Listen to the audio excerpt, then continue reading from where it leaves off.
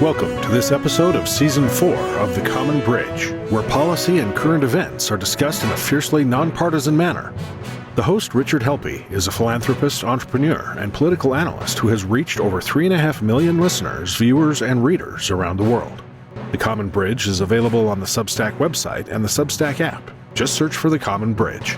You can find the program on YouTube and wherever you get your podcasts. The Common Bridge draws guests and audiences from across the political spectrum, and we invite you to become a free or paid subscriber on your favorite medium.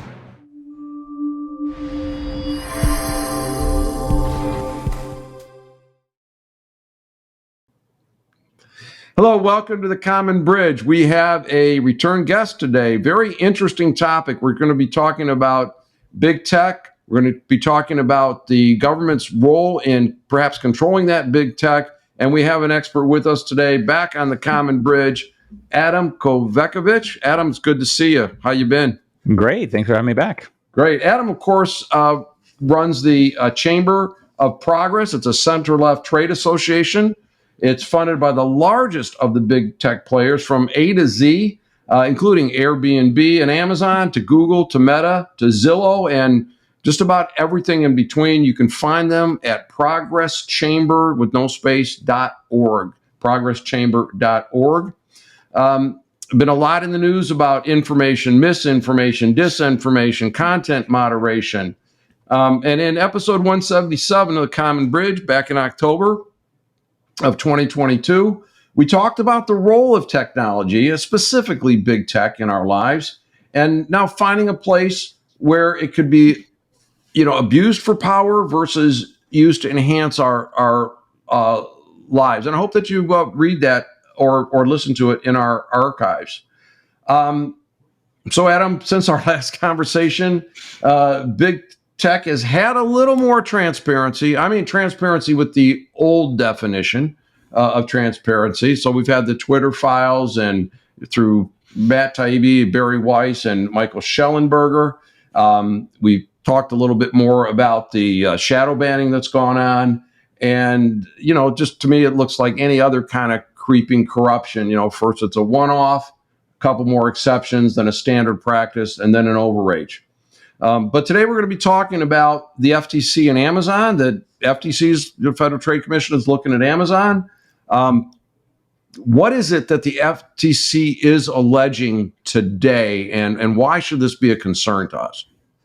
Well, I think in some ways this goes back several years, probably about 6 years. Lena Khan, who is now the chairwoman of the Federal Trade Commission, 6 years ago was a law student and wrote a paper called Amazon's Antitrust Paradox, which looked at Amazon's behavior and sort of said, look, under traditional applications of antitrust law, Amazon's behavior, Amazon has a pro-consumer justification for its behavior, but she was arguing that there were aspects of Amazon's behavior that hurt sellers, for example, marketplace sellers on Amazon service, as well as potentially other retailers, and that policymakers, regulators ought to take a broader, more expansive approach to antitrust law in a way that would deal with what she saw as these problems from quote unquote problems from Amazon. So flash forward, now she is the chair of the FTC, and last year she directed that several attorneys at the FTC spend more of their time investigating Amazon, looking at their behavior. And it's now been rumored for several months and been reported that they are on the verge of filing an antitrust lawsuit of their own against Amazon, which will likely focus on Amazon Prime. And I'm happy to get into the details of what we expect. What I'd like to hear is, what is it the FTC is alleging? Who's harmed? What's the remedy that they're talking about? And what's the response from the Chamber of Progress in general, if there is one? And then what's Amazon saying? Yeah. Well, based on based on press reports at this point that focus on what the complaints are likely to be, there's really three aspects to it. One is focused on the Amazon Prime bundle. So if you are an Amazon Prime subscriber right now, you get discounts, you get free shipping, but you also get access to Amazon Prime Video and Amazon Photos and Amazon Books. And there's some feeling that the FTC will allege that Amazon's bundle of services is unfair to compete competing retailers like Walmart, Target, Costco, particularly large sort of super retailers, and that bundle of things together is anti-competitive or harmful. The second allegation has to do with Prime and how Prime works. Right now, Prime promises that a product you order through Prime that has the Prime label can get into your house within 2 days. The reason why Amazon is able to make that work is because they require that sellers, in order to be eligible for Prime, participate in what's called fulfillment by Amazon. That ensures that Amazon itself keeps those goods and fulfills them and ships them to goods. They control the whole fulfillment and shipping process so that they can guarantee the product gets there. Some sellers complain about that requirement. And again, I'm happy to get into more detail, but it's very likely that the FTC will accuse Amazon of unfairly linking Prime to this fulfillment by Amazon service.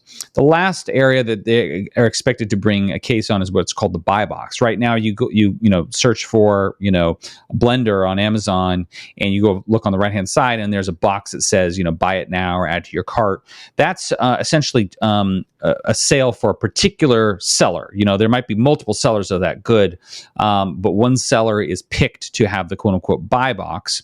And Amazon essentially has certain policies that says that in order to be the buy box retailer, you have to have essentially the lowest price on the internet for a given item. And again, some have alleged problems with that. And so those are the three big areas that we're expecting them to focus on. Well, that's really interesting that, first of all, that we have a agency of the federal government that's going to go out and protect Walmart from what sounds like competition. Especially since Walmart already has its own Amazon Prime program, which is called Walmart Plus. They offer, access to Paramount Plus. They offer free shipping. They offer a lot of the same benefits. Yeah, so that's interesting. And then on the fulfillment, I guess I can see Amazon's point that, look, if I'm going to guarantee you delivery in 1 or 2 days, whatever their commitment is, I've got to be able to make good on that promise. Otherwise, you could, theoretically, you could do it in a flow down contract to your suppliers, but you've got millions of suppliers you'd have to monitor. And that's right. You're on the hook for not getting that there. And in fact, it's interesting. So several years ago, about 4 or 5 years ago, Amazon introduced a program called Seller Fulfilled Prime, where they basically gave retailers in that program or sellers in that program the ability to both have their products be labeled as Amazon Prime, but also handle the shipping and fulfillment themselves. What did they find? They found that the sellers couldn't live up to the quality standards in general. And so they had to close enrollment in that program and actually rework the program to put in place certain quality standards so that they could ensure that sellers who use that program live up to that guarantee. Otherwise, it's what the prime label is sort of useless from the perspective of consumers if it's not really getting there within 2 days. So you're saying that the craft maker in northeastern Iowa may not be as reliable as Amazon and their technology and their distributed warehouses. They are almost certainly not as reliable, but the point is that Amazon, and that's okay, right? When I order something from Etsy, it might take a couple weeks to get there. That's fine. I expect that. The idea, though, is that if something's going to carry the Amazon Prime label, then Amazon should be able to apply certain standards to how that good is fulfilled and shipped, just to make sure it gets there on time. That's the value proposition of Prime for consumers. Indeed. Okay. Well, I know that there's also, Massachusetts Senator Elizabeth Warren has said that she thinks it's unfair for Amazon to control the leading marketplace and sell their own products there. So they have, Amazon manufactured labeled products there. It's an interesting argument. And is it terribly different than a grocery store having a house brand but still carrying, Del Monte and such? No, it's not different at all. Or Costco having, its brand, the Kirkland brand, or Walmart having Sam's brand. No, there's no difference at all. And we know that these store brands are often a really important way for the consumers to save money too, because they're not carrying the marketing costs of the kind of the prominent brands. And interestingly, this has been an area of critique of Amazon, for years now. But according to recent reports, it is not at this point part of the FTC's complaint against Amazon. I'm hopeful that it stays out of their lawsuit, and hopeful that they've sort of recognized that these store brands can play a valuable role in helping consumers get goods, less expensively. Any idea what the remedy the FTC would be looking for in this? Well, I think in the first case, it would be trying to kind of break apart the Prime bundle of services, right? That would presumably then raise the cost of each individual thing, right? If you cannot subscribe to Prime as we know it today, then are you going to have to start paying shipping for each individual product? It's hard to imagine that will be the consequence there. On the second point about delinking Prime with fulfillment by Amazon, one of the interesting things about that is that the European Commission, European antitrust regulators, actually struck an agreement with Amazon last summer around seller-fulfilled Prime. They said, okay, well, actually, seller-fulfilled Prime is a good idea, and we understand there need to be certain quality controls. That solved the problem in the eyes of the EU regulators, which to me shows that there is a opportunity for compromise on that issue. On the buy box issue, I think the strange thing is that I don't know what the remedy is, and if the remedy is that Amazon can't pick the lowest price seller to highlight, that seems odd to me. That it would try to it would intentionally be the government would be telling them that they have to pick a higher price and show a higher price to consumers. That just seems strange to me. I don't know that they've put much thought to remedies, to be honest, at this stage. Yeah, and on that buy box, I know there's allegations that you can't get into that buy box unless you purchase advertising on Amazon. Is there any substance to that notion? Well, I think there's two different things. One is that you do see a lot of retailers advertising for certain keywords, right? So again, to use my example for blenders, when you search for a blender, you might see something that's ranked like the Amazon top choice. Maybe that's the highest, most popular item. But then ahead of that, you might see sponsored links. Those are, basically advertisements. And nobody's really alleging any problem with that. What we're really talking about is that when you open up the product page for an item for a particular blender, Cuisinart blender, let's say, is technically in the background, you might have 20 different sellers selling that blender through Amazon, but only one seller can be matched with kind of the buy box. And so understandably, the sellers who don't win the buy box are upset. They'd all like to win the buy box, but also understandably, Amazon, should be able to put certain rules on essentially who's going to make the buy box. I have no reason to believe that advertising plays any role in that. I strongly suspect it has much more to do with price, quality, ratings, those kinds of things. Yeah, and I know when I buy things on Amazon, it'll say this product is available for less money from other sellers. Yeah, okay? That's right. All right, and I sometimes investigate that. And my understanding also is that third-party merchants, that they're not allowed to sell their products on other websites at a price lower than Amazon has. So that's right. Let's say I'm a manufacturer of insulated mugs, and I can't go on my own website and say, look, you can buy it for $5. Because Amazon says, no, the lowest we can sell it for is $5.50. It seems to me, I'm trying to figure out what would be the fair thing to do if someone could sell on their own website versus being forced to meet a price that Amazon sets.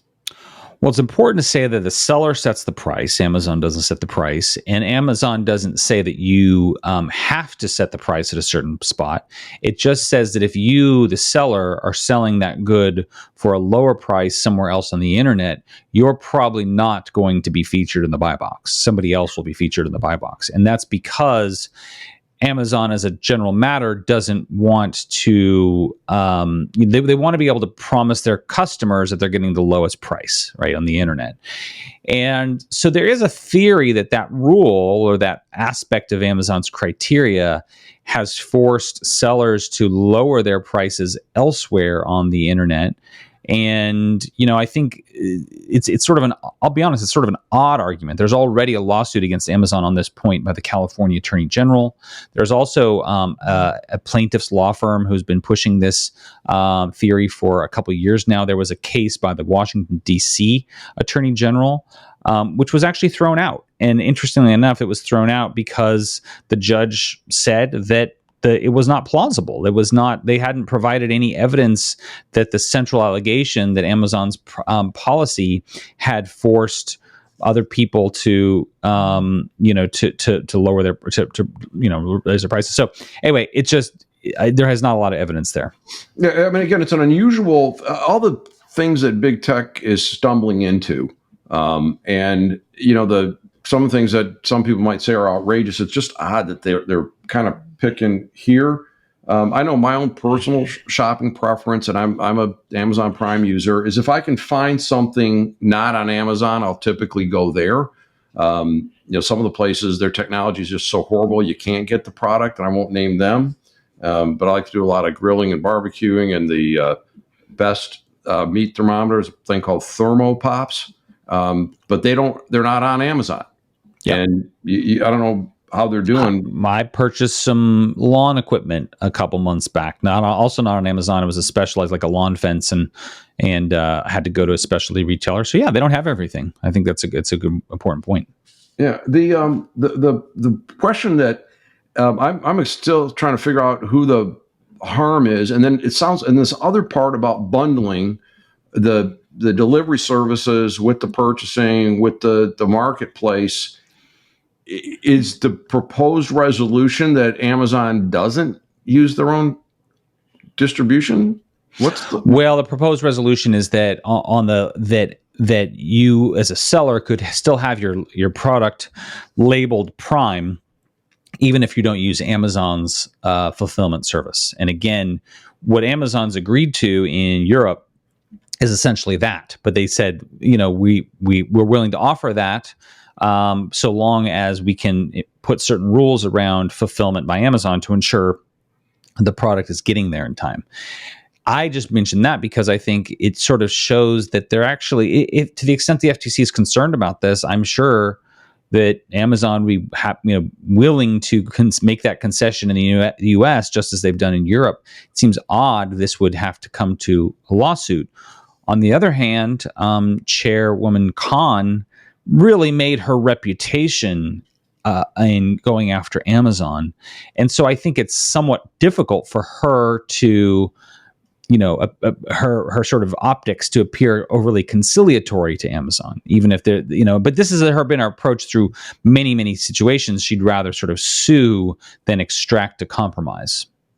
Yeah, sure. It's, again, very, very odd. I mean, when we look at the intersection of government and big tech, law enforcement, regulation, this just seems like a real odd place. And is Google just too big that they just can't get their arms around that, given how much data they control and how much tracking they do?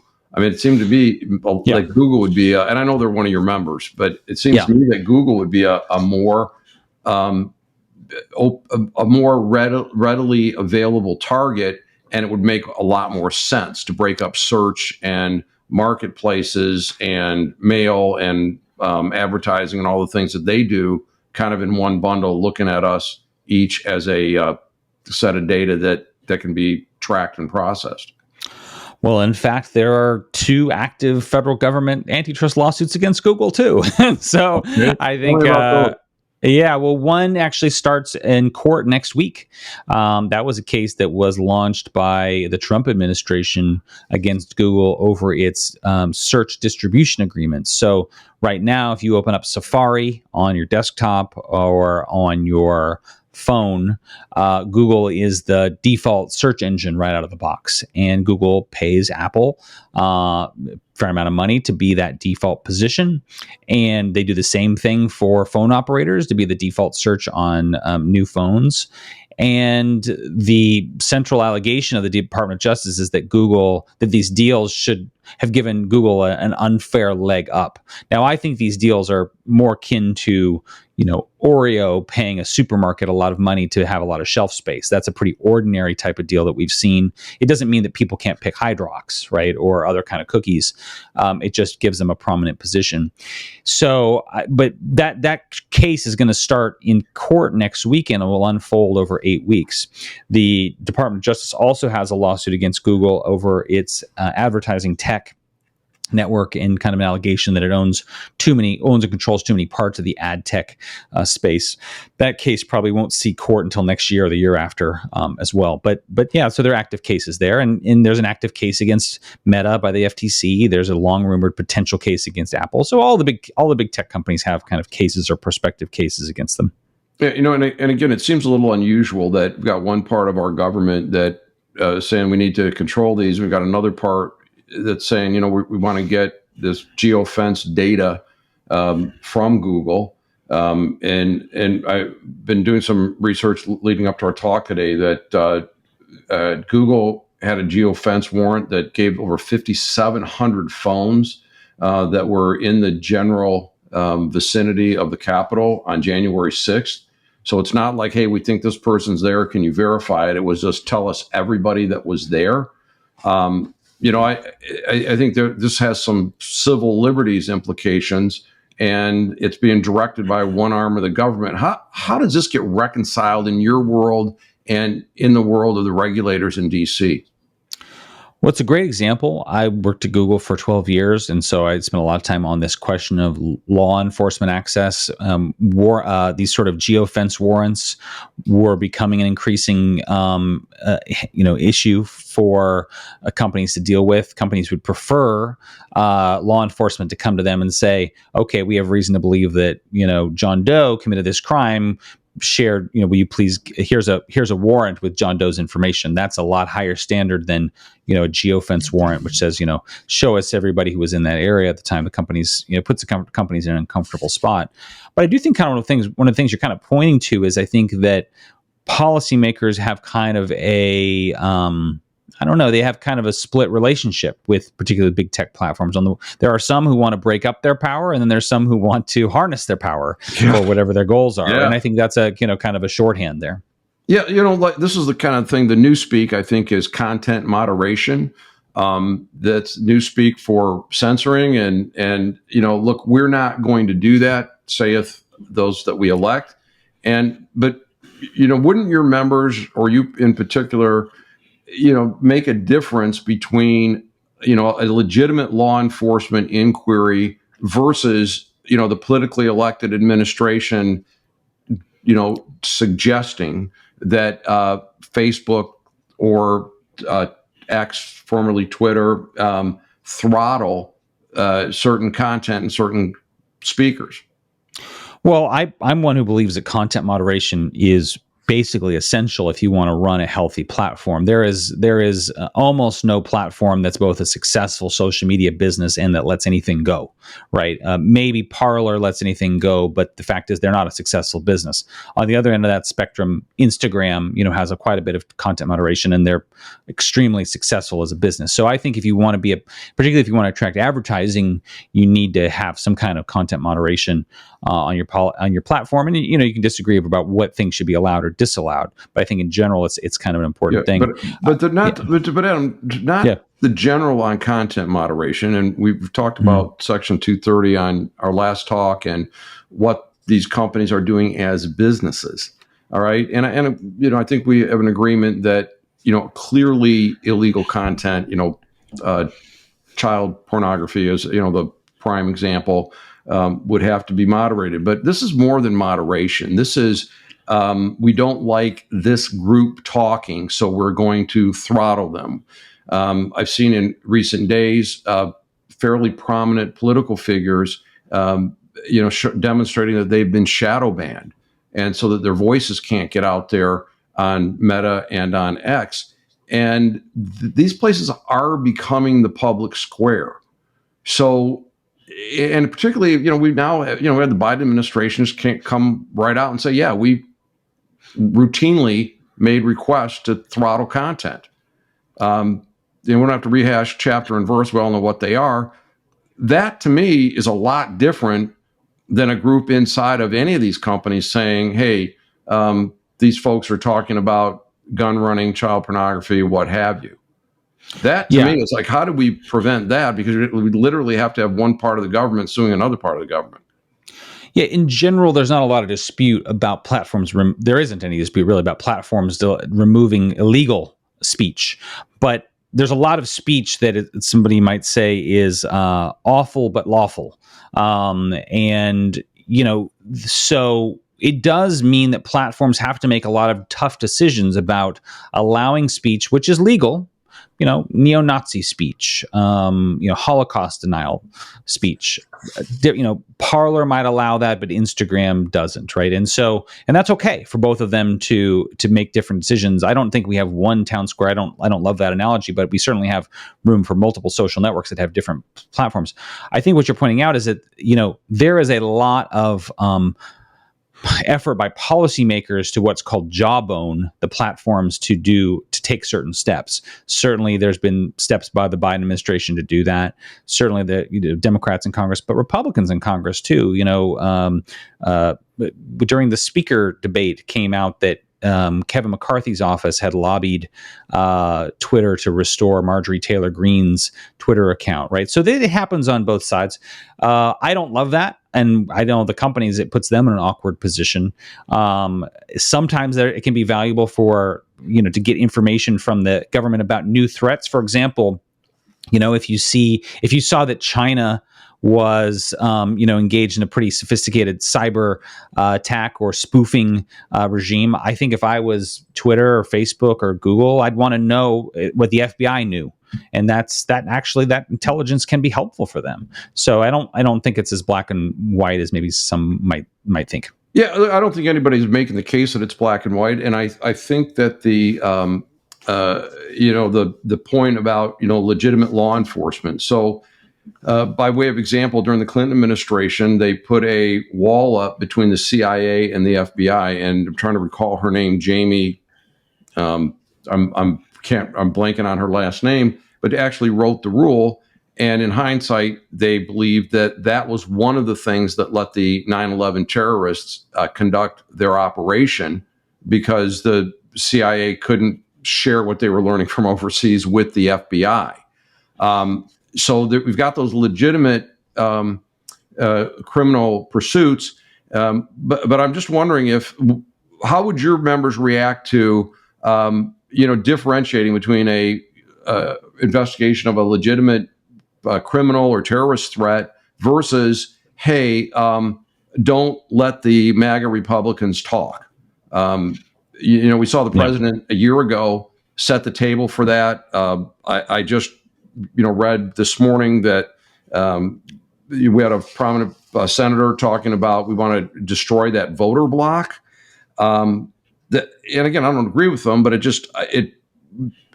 we know that the end result of going after one philosophy is going to be all philosophies if you can exercise that kind of power.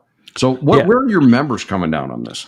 Well, I think that, again, I don't think there's any hesitation to remove content that's clearly illegal. And frankly, there's not much dispute about that type of thing. That's pretty clear. Sometimes there might be a scale problem, might be a lot of it, and you work hard to try to find all that speech, but it's hard sometimes.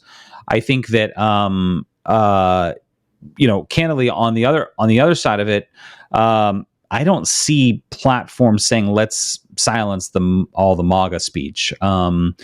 I see hard calls around the edges, and frankly, when there've been things, for example, I think even the previous owners of Twitter said that in hindsight, their approach to the first New York Post story on Hunter Biden laptop, they handled incorrectly, and they said that they had actually handled it poorly and would not have put the label on it or restricted the access to it. And I think they reversed that pretty quickly.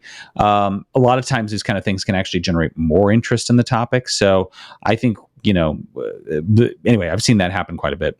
Yeah, and look, I think there's a thirst out there for unvarnished, clear information. And frankly, I have to tell you that when I hear the Biden administration's pronouncements on the economy, I have to kind of feel like Winston Smith did listening to the glorious crop reports in the book, 1984.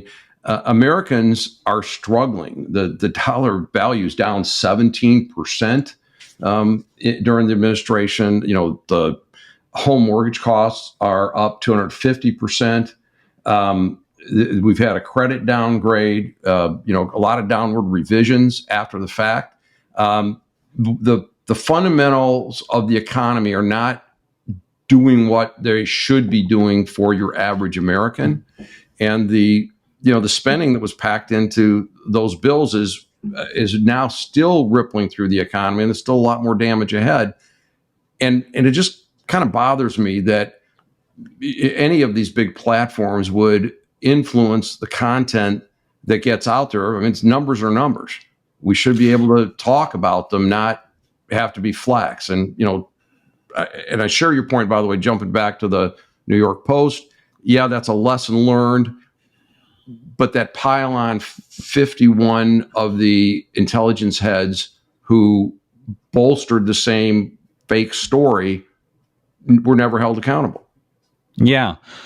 Well, I think I might disagree with you a little bit about the economy, right? So, I mean, I see positive signs. Inflation's down, real wages are up, consumer spending is up. I mean, it's actually for reasons like it's actually look, the numbers belie that on an after-tax basis, and people they want to say, well, inflation went from 9% to 3.25%. The 9% didn't come off, and when you look at the rules of big numbers, it's like asking someone, do you want a 10% return on $1,000 or do you want a 2% return on 10 million? Okay. It's the law of those numbers. You still have persistently high prices, and it's being fueled further by the spending that was, baked into that bill. And, look, I don't know how things are played in your world, but they're not fooling anybody here in the Midwest.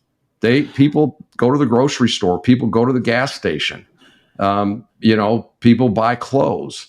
It's a problem. And, it just, like I said, the way it hit me when I hear these things, it just reminds me of the reports that Winston Smith got. Glorious crane production. Yeah.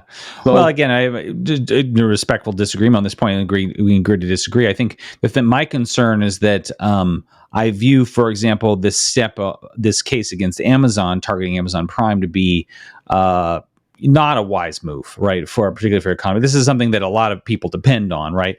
Nearly half the country are Amazon Prime members. Amazon Prime is actually slightly more popular among Democrats even than Republicans. And so I just think, regardless of how you view the economic fundamentals, it's hard to look at this and say people are clamoring for the government to go after Amazon. I'm again, when I was reading up on this, kept trying to say, well, where's the harm? And, like when you first started out, is that the first part of this was, let's protect Walmart. I'm like, okay, right. The biggest retailer on the planet, and they can figure this out. I watched what happened to Toys R Us, right? Yeah. And they clearly didn't invest in the technology, and they got behind, and Amazon could sell a product at a loss, and the shareholders rewarded them. And what happened to Toys R Us? But in recent weeks, now someone said, you know what? People still like to browse. We're going to make a little mini mall with a lot of retail and a lot of restaurant, and let people, have a little store within a store, maybe Bed Bath & Beyond, maybe a Toys R Us. And I'm like, okay, great. That's the notion of capitalism. It's, somebody comes up with something new, they leave gaps, someone else jumps into that gap. Because what I've yet to hear is, what is Amazon doing that's illegal or anti-consumer? And the argument can't be, you're giving your members too good of a deal. Right. Well, I think she will. I don't think she'll allege that. I think she'll argue that it's somehow been unfair to sellers. I see. The small business people. Well, look, it's tough to be a small business person. Anybody that's ever been one knows that. And I don't know that there is an entitlement to a distribution network like an Amazon. Right. That. Well, exactly. I mean, Amazon spent, billions building this fulfillment network. And, and again, it used to, people forget this, and you asked an earlier question about this. It used to be that everything on Amazon was directly sold by Amazon themselves. Right. And then they kind of created this marketplace that gave other sellers the chance to have their goods sold and fulfilled through Amazon, and they didn't have to choose that. A lot of them don't, by the way, but it's an option, and if they do that, they pay Amazon a commission fee for those sales. And so I think, like, in some ways, I kind of wonder if the FTC would prefer the world where Amazon direct sold all these goods and didn't have all these marketplace sellers, because to the extent that the case is sort of, going after how they treat marketplace sellers, Amazon could say, well, look, this isn't worth the hassle. Let's just go back to selling all these goods directly ourselves. Exactly. And, for the small seller, it's not difficult today to get a an actionable website for e-commerce thrown up, lots of digital ways to pay. And, maybe the next battle is going to be how the search engine optimization is set up so that it doesn't price a small manufacturer out. But there's an infinite number of ways to get a product out to market. And and in fact, one of the things you see quite a bit is you see a lot of sellers, particularly direct to consumer retailers, using a combination of ads on Facebook and Instagram to create awareness of the product. And then, they drive the consumer directly to the site, and the site's e-commerce sales are powered by Shopify. That is a very common alternative, frankly, to a seller selling through the Amazon marketplace. Yeah, absolutely. So there's again, it just seems like an unusual regulation, and it'll be interesting to watch. And I really appreciate the fact that you're digging into this. As we come to the end here, and I may ask you to stand for a special segment I'm thinking about. But on this topic, what did we not talk about that it would be important for the listeners, the readers, and the viewers of the Common Bridge? Again, I think just the biggest thing is kind of how do consumers feel about this? Our organization, Chamber of Progress, did a survey earlier this year of voters, and we asked how voters felt about the federal government investigating, particularly suing Amazon. How do they feel about Amazon Prime? And the overall thing that came out of that is that voters felt that there were much bigger fish to fry, and they generally had a lot of value in the Amazon Prime and the way in which Prime kind of helped them save money and got goods to them quickly. So I just think from set the law aside, legal questions aside for a second, I just don't think this is great politics for the administration to be going after something that half the country utilizes and values. Yeah, I'm trying to again find that fundamental role of government to keep the private sector in check, and I don't see it. Is GoFundMe one of your members? No. Okay. They're a pretty small outfit. Yeah, okay. They get a lot of publicity, and this notion that you're not going to take funds from anybody if they don't like their political views. I don't know if you have a cut on that or not. I know that you weren't prepared to talk about this today, but yeah, I don't know that much about their policies. Okay. Yeah, I only know what I've read in various reports, so maybe we'll save that for another time.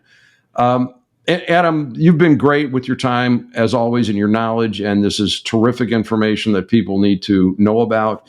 Any closing comments? I think the biggest thing here is that I think it makes sense for the federal government to be scrutinizing big tech. These are big companies. They have a big role in our lives. They have a big influence over e-commerce, over speech, over social networking. And it is appropriate that the government apply a high degree of scrutiny.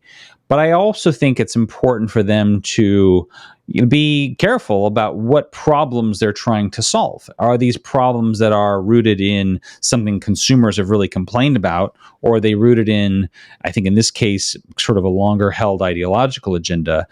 Because I think the actions will be on stronger footing if they're a result of consumers really saying, we are really ticked off about this one thing that Amazon or Google or Meta does, and they're not fixing it, and we really need the government to intervene here. That'll be a much wiser regulatory intervention.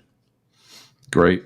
We've been talking today with Adam Kovacevich. We're talking about big tech.